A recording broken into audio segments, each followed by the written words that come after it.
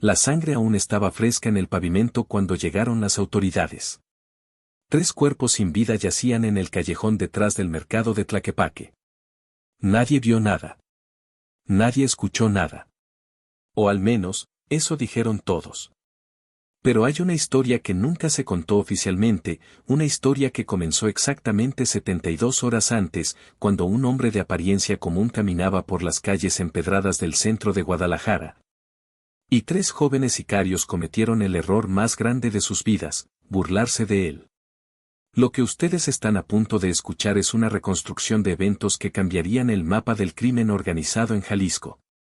Una historia donde la línea entre la vida y la muerte se dibuja con una simple mirada.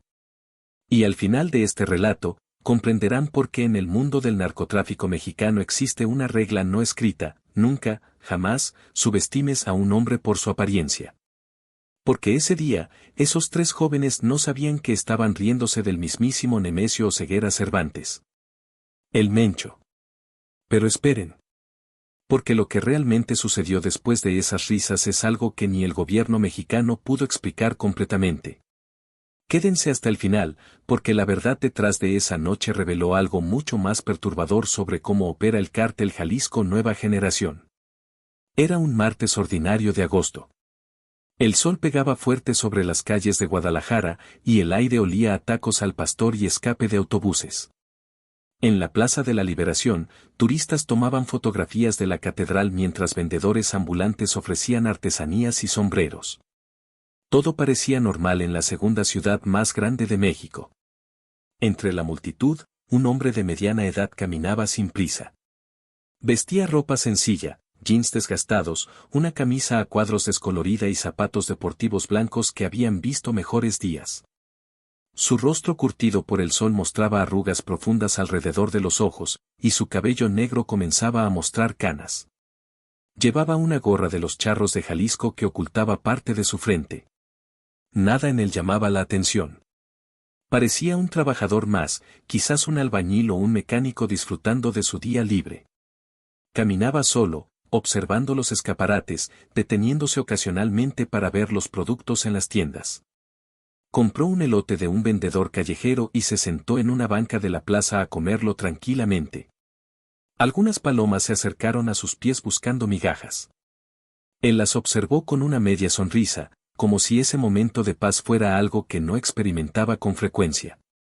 Lo que nadie sabía es que ese hombre había ordenado la muerte de cientos de personas. Que comandaba un ejército de más de 5,000 sicarios. Que movía toneladas de drogas hacia Estados Unidos cada mes. Que tenía autoridades, políticos y empresarios en su nómina. Ese hombre sencillo, comiendo un elote en una plaza pública, era uno de los criminales más buscados del hemisferio occidental. Pero en ese momento, solo era un hombre más en Guadalajara. Después de terminar su elote, se levantó y continuó su camino. Caminó por la avenida Juárez, observando el movimiento de la ciudad. Se detuvo frente a una tienda de electrónicos, mirando los televisores en el escaparate. En uno de ellos, curiosamente, pasaban las noticias. Y en las noticias, aparecía su propia fotografía. Nemesio Oseguera Cervantes, alias El Mencho, sigue prófugo, decía el titular. La recompensa por su captura había alcanzado los $10 millones. Él observó la pantalla sin ninguna emoción visible en su rostro. Luego continuó caminando. Giró por una calle lateral, una de esas calles estrechas del centro histórico donde los edificios coloniales proyectan sombras largas incluso al mediodía. Ahí, la atmósfera cambió. Había menos gente, menos ruido. Solo el eco de sus pasos sobre el adoquín. Entonces los vio. 3 hombres jóvenes, de no más de 25 años, estaban recargados contra una pared. Vestían ropa deportiva de marca, tenis caros, gorras de diseñador. Tenían esa actitud de quien cree que la calle le pertenece. Estaban fumando y hablando entre ellos, pero sus ojos se movían constantemente, evaluando a cada persona que pasaba.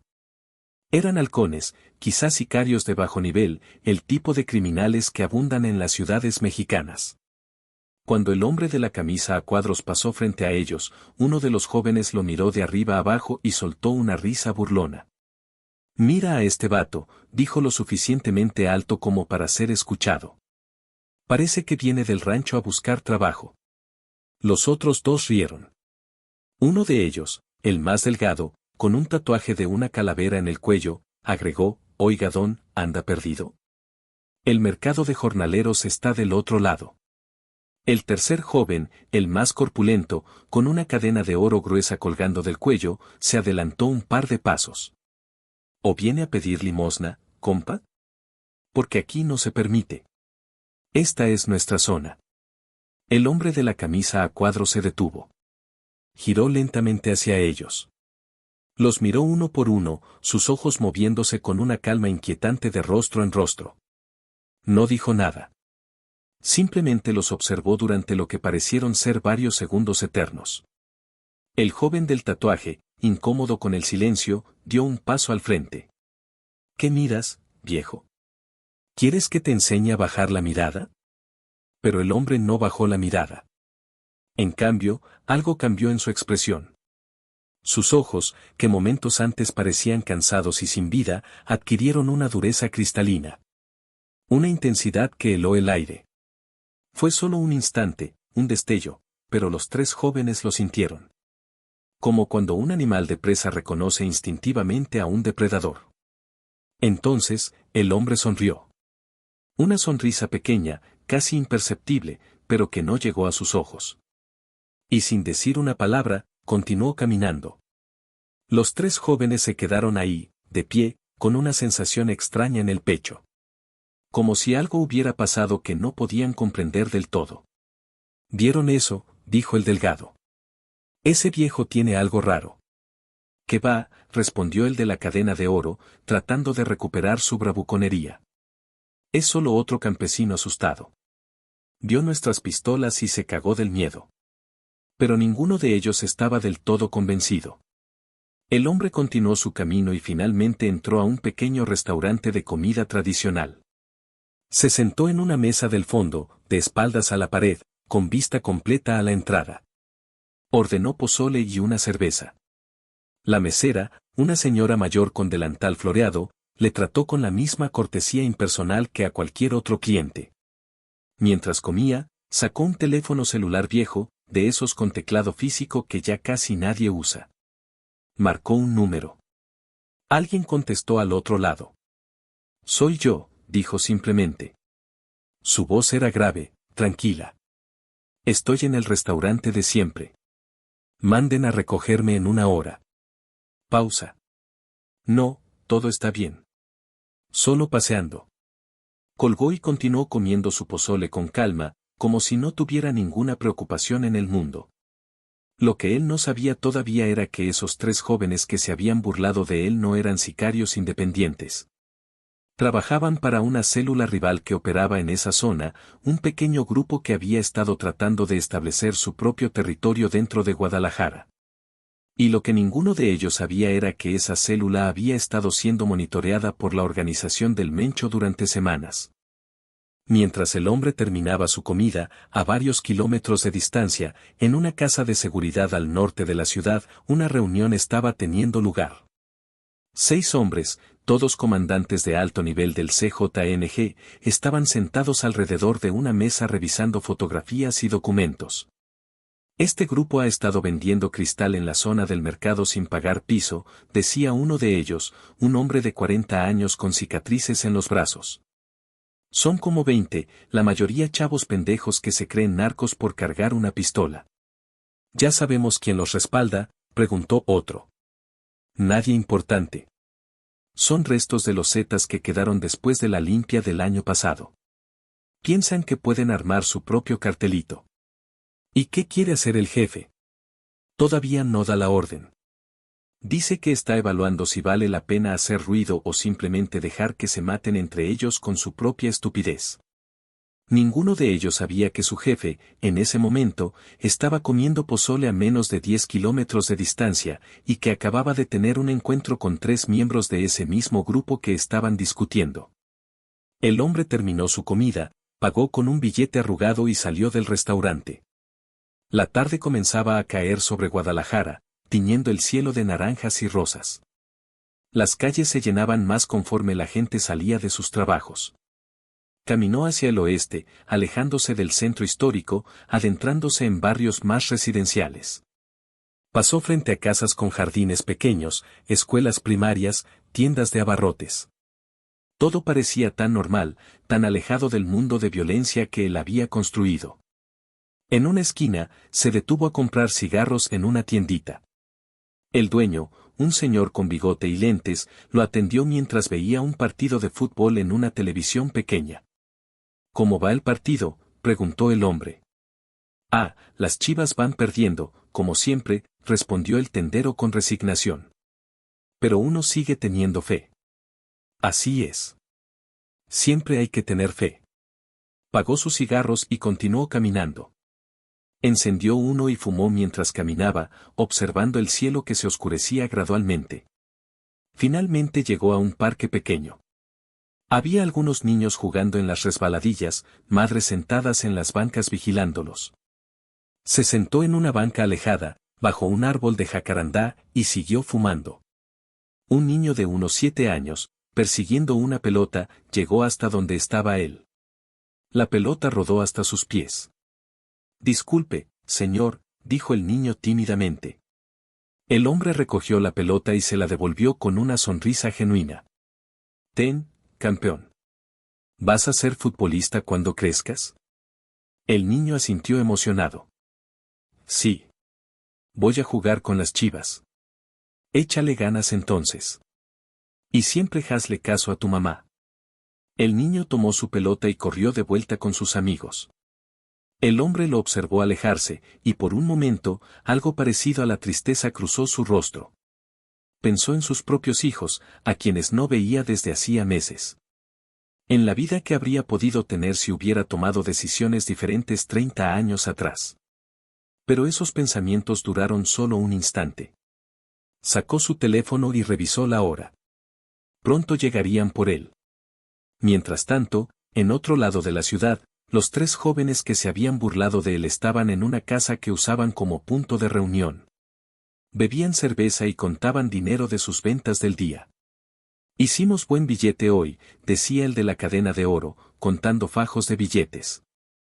Si seguimos así, en un mes tenemos para comprar más armas. El del tatuaje de calavera estaba más callado de lo usual. No podía quitarse de la cabeza la imagen de aquel hombre de la camisa a cuadros. Algo en sus ojos lo había perturbado. ¿Qué te pasa?, le preguntó el tercer joven, el más corpulento. Estás muy serio. Nada. Es solo que, ese viejo de hoy me dejó una sensación rara. ¿Cuál viejo? El del centro, el que parecía campesino. ¿No sintieron algo raro cuando nos miró? Los otros 2 se rieron. Estás paranoico, güey. Seguro fumaste mucha mota. No, en serio. Tenía algo en la mirada. ¿Cómo si? ¿Cómo si qué? Como si él supiera algo que nosotros no. Ya déjate de pendejadas y ayúdanos a contar el dinero. Pero el joven del tatuaje no podía sacarse esa sensación. Decidió hacer algo que normalmente no haría. Llamó a su contacto, un policía corrupto que les pasaba información. Oye, compa, dijo cuando le contestaron. Necesito que me hagas un favor. Quiero que revises las cámaras del centro, de la calle Juárez, cerca del mercado de artesanías. De hoy, como a las 3 de la tarde. ¿Para qué? Solo hazlo. Te pago extra. Está bien. Te marco en un rato. 2 horas después, el teléfono sonó. El joven contestó. ¿Ya viste las cámaras? Sí. ¿Qué es lo que busco exactamente? Un hombre de unos 50 años, camisa a cuadros, gorra de los charros. Hubo una pausa larga al otro lado de la línea. ¿Encontraste algo?, preguntó el joven. Mira, no sé qué pedo traes, pero te voy a dar un consejo de amigo, olvida lo que viste. Olvida que ese hombre existe. ¿Por qué? ¿Quién es? No puedo decirte. Pero si valoras tu vida, ni siquiera pienses en él.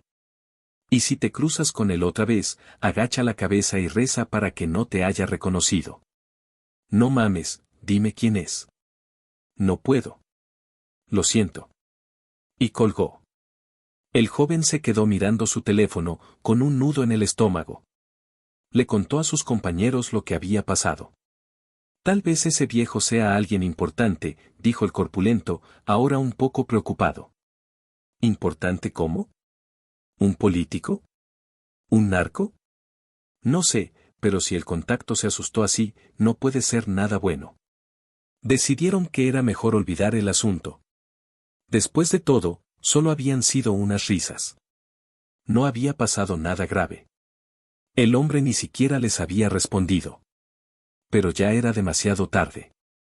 Porque en el mundo del crimen organizado, especialmente en el territorio del cártel Jalisco Nueva Generación, la falta de respeto hacia la figura equivocada no se perdona. No importa que tan pequeña sea la ofensa. Al día siguiente, miércoles, los tres jóvenes siguieron con su rutina normal. Vendían droga en su zona, recogían pagos, amenazaban a comerciantes para que pagaran protección. Era un día como cualquier otro. Lo que no sabían era que estaban siendo observados. Desde temprano en la mañana, varios vehículos discretos se habían estacionado en posiciones estratégicas alrededor de su zona de operación. Hombres con apariencia común, algunos vestidos como taxistas, otros como vendedores ambulantes, mantenían vigilancia constante. En la casa de seguridad al norte de la ciudad, uno de los comandantes del CJNG recibió una llamada. Era un teléfono seguro, encriptado, que solo usaba para comunicarse con una persona. Sí, jefe, contestó. Esos tres muchachos de ayer, dijo la voz al otro lado. Era tranquila, sin emoción. Quiero que los investiguen.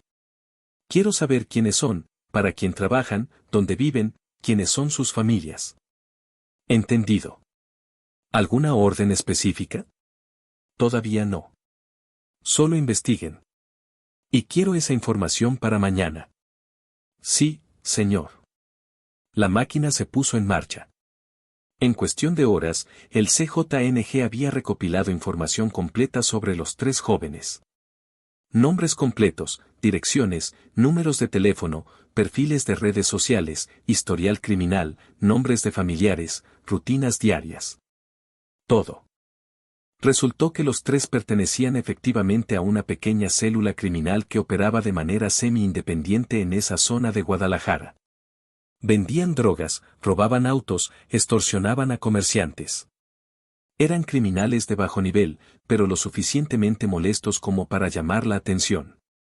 La información fue compilada en un reporte que fue enviado al teléfono encriptado del jefe. Esa noche, jueves, en una casa segura diferente, en las afueras de Guadalajara, el hombre de la camisa a cuadros, aunque ahora vestía ropa diferente, revisaba el reporte en una tablet. Estaba sentado en una oficina improvisada, rodeado de dos guardaespaldas que permanecían en silencio cerca de la puerta. Leyó cada detalle cuidadosamente.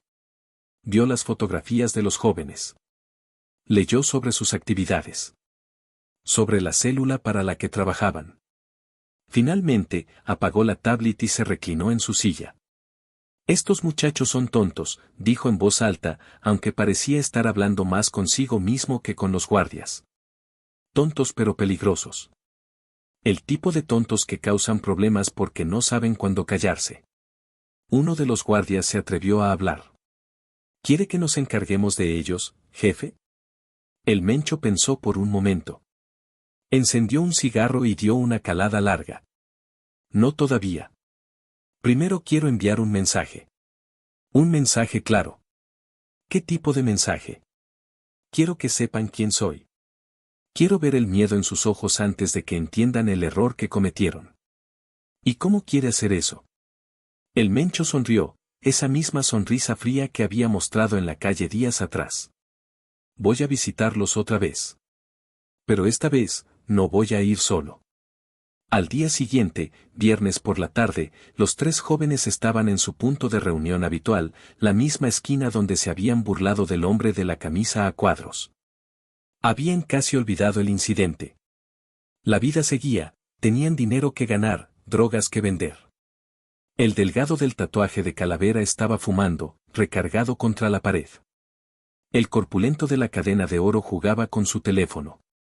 El tercero contaba dinero en una mochila. Entonces vieron llegar 3 camionetas negras. Se estacionaron justo frente a ellos, bloqueando la calle. Los jóvenes se pusieron tensos inmediatamente. Sus manos fueron instintivamente hacia las pistolas que llevaban en la cintura. Pero antes de que pudieran sacarlas, las puertas de las camionetas se abrieron y bajaron al menos 15 hombres armados. Llevaban rifles de asalto, chalecos tácticos, radios. Parecían militares, pero claramente no lo eran. Los 3 jóvenes quedaron paralizados. Estaban completamente superados en número y armamento. Los hombres armados formaron un semicírculo alrededor de ellos, pero ninguno apuntó sus armas.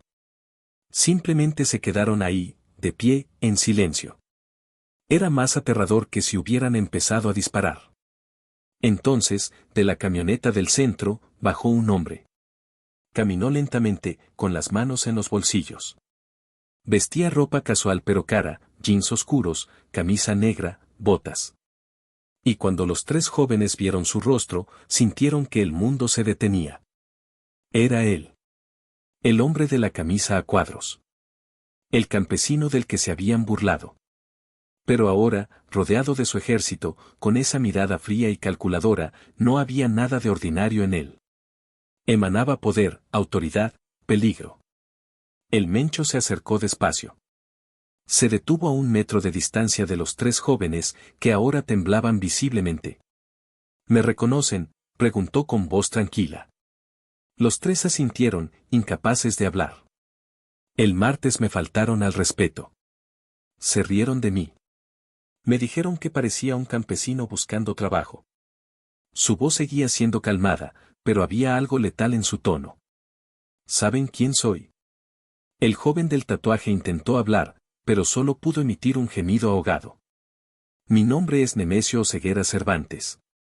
Pero ustedes tal vez me conocen por otro nombre. El silencio era absoluto. Hasta el ruido de la ciudad parecía haberse desvanecido. Soy el Mencho. Y esta es mi ciudad. Los 3 jóvenes sintieron que sus piernas se convertían en gelatina. El del tatuaje comenzó a llorar. El corpulento cerró los ojos, esperando la muerte. El tercero cayó de rodillas. El Mencho los observó durante un largo momento.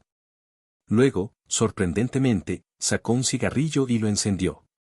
Normalmente, dijo exhalando humo, cuando alguien me falta al respeto, no vive para contarlo. ¿Saben cuántas personas han muerto por menos de lo que ustedes hicieron? Ninguno respondió. El terror los había dejado mudos. Pero hoy voy a hacer algo diferente. Hoy les voy a dar una lección que van a recordar por el resto de sus vidas, sin importar cuán cortas o largas sean. Hizo una seña con la mano. 2 de sus hombres se adelantaron y agarraron al joven del tatuaje, el que había hablado primero ese día. Lo arrastraron hacia el Mencho. Tú fuiste el primero en abrir la boca, dijo el Mencho mirándolo directamente a los ojos. Así que tú vas a llevar mi mensaje. El joven temblaba tan fuerte que apenas podía mantenerse en pie. Quiero que le digas a tu jefe, a quien sea que les paga, que tienen 48 horas para salir de Guadalajara. Todas sus operaciones, todos sus hombres, todo. Si en 2 días sigo viendo su gente en mis calles, voy a empezar a mandar cuerpos. ¿Entendiste? El joven asintió desesperadamente. Bien. Ahora, para asegurarme de que no olvides este mensaje. El Mencho hizo otra seña. Uno de sus hombres sacó un cuchillo. El joven del tatuaje comenzó a gritar, pero le taparon la boca. Con precisión quirúrgica, el sicario cortó la oreja izquierda del joven. La sangre brotó inmediatamente. Los otros 2 jóvenes observaban horrorizados, incapaces de moverse. El Mencho tomó la oreja sangrante y la guardó en una bolsa de plástico.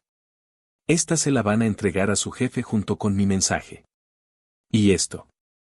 Sacó una fotografía de su bolsillo y se la mostró al joven que ahora sangraba profusamente, es la foto de tu madre. Vive en la colonia Mezquitán, en la casa azul con reja blanca. Tiene un perro llamado Firula y si todas las mañanas sale a comprar el pan a las 7. Tu hermana trabaja en el Oxxo de la esquina de Federalismo. Tu padre está en Estados Unidos, en Los Ángeles, trabaja en construcción. El mensaje era claro, sabían todo sobre ellos. Sobre sus familias. No había escape. Si no entregan mi mensaje, si intentan vengarse, si hacen cualquier cosa que no sea exactamente lo que les ordené, no solo ustedes van a morir. Toda su familia va a desaparecer. ¿Quedó claro? Los tres asintieron frenéticamente. Perfecto. El Mencho dio un paso atrás. Pueden irse. Lleven a su amigo al hospital. Y recuerden, 48 horas. Los hombres armados abrieron el círculo. Los tres jóvenes no esperaron ni un segundo más. Agarraron a su compañero herido y corrieron, literalmente corrieron por la calle, dejando un rastro de sangre. El Mencho los observó alejarse. Luego se giró hacia uno de sus comandantes. Quiero vigilancia 24/7 sobre estos tres y sobre toda su organización. Si en 48 horas no han cumplido, ejecuten la orden. Primero los jefes, luego los soldados, luego las familias. Que no quede nada. Sí, señor. Las camionetas se fueron tan rápido como habían llegado, dejando la calle vacía y silenciosa, como si nada hubiera pasado. Durante las siguientes 48 horas, hubo movimiento frenético en el bajo mundo criminal de Guadalajara. Los tres jóvenes entregaron el mensaje y la oreja a su jefe, un narco de nivel medio llamado el Pecas. El Pecas, al escuchar que el Mencho personalmente había dado la orden, no dudó ni un segundo. Empaquen todo, ordenó a su gente. Nos vamos a Michoacán. Ya. ¿Así nada más? ¿Vamos a dejar toda la zona? ¿Quieres quedarte y explicarle al Mencho por qué no obedeciste? Adelante. Yo me largo. En menos de 2 días, la pequeña organización criminal se había evaporado de Guadalajara. Casas de seguridad abandonadas, puntos de venta cerrados, sicarios desaparecidos. El CJNG absorbió todo el territorio sin disparar una sola bala adicional. Los tres jóvenes que se habían burlado del Mencho también desaparecieron. Se dice que huyeron a Estados Unidos, usando contactos de coyotes para cruzar la frontera. El del tatuaje, que había perdido su oreja, se rumoraba que estaba escondido en algún lugar de Texas, trabajando en construcción bajo un nombre falso, mirando constantemente sobre su hombro, incapaz de dormir sin pesadillas. La historia se convirtió en leyenda en las calles de Guadalajara. Se contaba en voz baja en las esquinas, en los bares, en las cárceles. La historia del hombre que parecía un campesino pero era el criminal más poderoso de México. La historia de tres tontos que aprendieron, de la manera más brutal posible, que en el mundo del narcotráfico las apariencias engañan. Y el mensaje fue recibido por todos los grupos criminales en Jalisco: nunca, jamás, subestimes a alguien. Porque nunca sabes si ese hombre ordinario caminando por la calle es realmente el Mencho, el jefe del cártel más violento de México. Meses después de aquel incidente, un periodista de investigación estaba realizando un reportaje sobre el CJNG. Había logrado, a través de contactos y una considerable cantidad de dinero, obtener una entrevista con un ex miembro del cártel que había logrado salir con vida y ahora vivía escondido en Sudamérica. ¿Es verdad que el Mencho a veces camina solo por las calles?, preguntó el periodista. El ex sicario sonrió con tristeza. Es verdad. Lo hace de vez en cuando. Dice que le recuerda quién era antes de todo esto. Que le ayuda a mantenerse conectado con la realidad. ¿No tiene miedo de ser reconocido? ¿Capturado? El jefe dice que el mejor escondite es a plena vista. Que nadie busca a un lobo vestido de oveja. Y tiene razón. La gente ve lo que espera ver. Esperan que un narcotraficante llegue en camionetas blindadas, con guardaespaldas, con armas. No esperan verlo comprando elotes en la plaza. ¿Y los guardias? ¿La seguridad? Oh, siempre están ahí. Nunca está realmente solo. Hay gente en cada esquina, en cada coche, en cada tienda. Pero son invisibles, como él.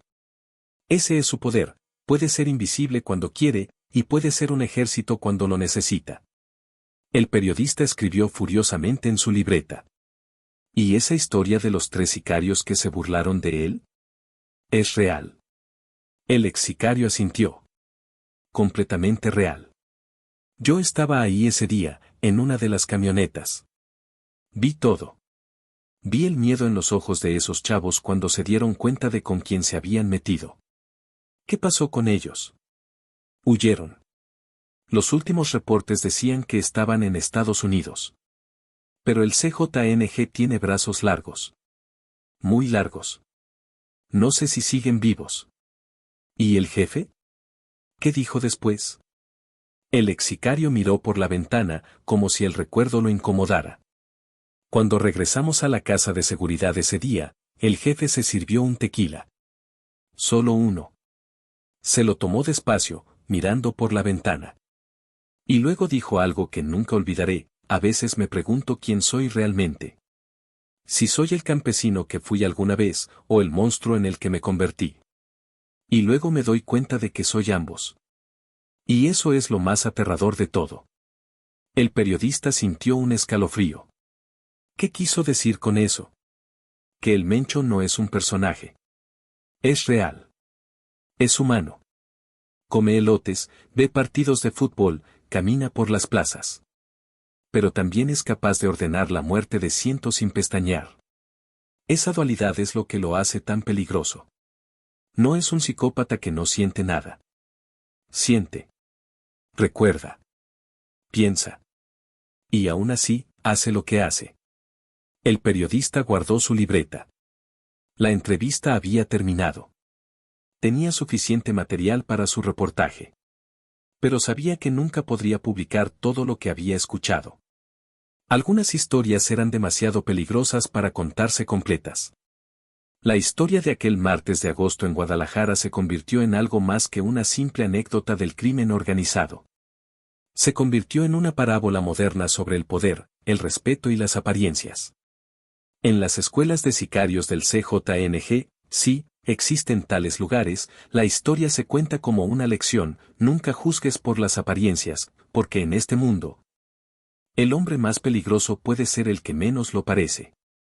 Para las autoridades mexicanas y estadounidenses que han perseguido al Mencho durante años, la historia representa algo diferente: la frustración de buscar a alguien que puede esconderse a plena vista. ¿Cuántas veces habrá pasado frente a policías, soldados, agentes federales sin ser reconocido? ¿Cuántas veces habrá estado en lugares públicos, rodeado de gente común, mientras miles de personas lo buscaban? Para los 3 jóvenes que cometieron el error de burlarse de él, la historia es una pesadilla de la que nunca despertarán. Cada ruido extraño, cada coche desconocido, cada mirada prolongada de un extraño les recuerda aquel día. Viven, si es que todavía viven, con el conocimiento de que desafiaron al diablo y sobrevivieron, pero que el diablo nunca olvida. Y para el Mencho mismo, si las historias son ciertas, ese paseo por Guadalajara fue quizás uno de sus últimos momentos de algo parecido a la normalidad. Un recordatorio de la vida que pudo haber tenido, de la persona que pudo haber sido. Antes de que el poder, la violencia y el dinero lo transformaran en una de las figuras más temidas del hemisferio occidental. Dicen que a veces todavía lo hace. Que se disfraza de hombre común y camina por las calles de las ciudades que controla. Observando, escuchando, recordando. Nadie sabe con certeza. Pero ahora, cada persona ordinaria en las calles de Jalisco, cada hombre de mediana edad con ropa sencilla, cada rostro común en la multitud, podría ser él. Y esa incertidumbre, ese no saber, es quizás su arma más poderosa. Porque mientras paseaba por las calles de México, 3 jóvenes se rieron de él. No sabían quién era. Y cuando lo descubrieron, ya era demasiado tarde. Ya habían cometido un error que cambiaría sus vidas para siempre. Esta es la historia de un martes ordinario que se convirtió en extraordinario. De un hombre que es simultáneamente invisible y omnipresente. De un momento que demostró que en el mundo del crimen organizado mexicano, las apariencias no solo engañan, pueden matarte. Y esa es quizás la lección más importante: en un mundo donde la violencia es moneda corriente y la vida humana tiene poco valor, el verdadero poder no viene de las armas o el dinero. Viene de ser subestimado. De ser invisible. De ser, cuando conviene, absolutamente nadie. Hasta el momento en que decides revelar quién realmente eres.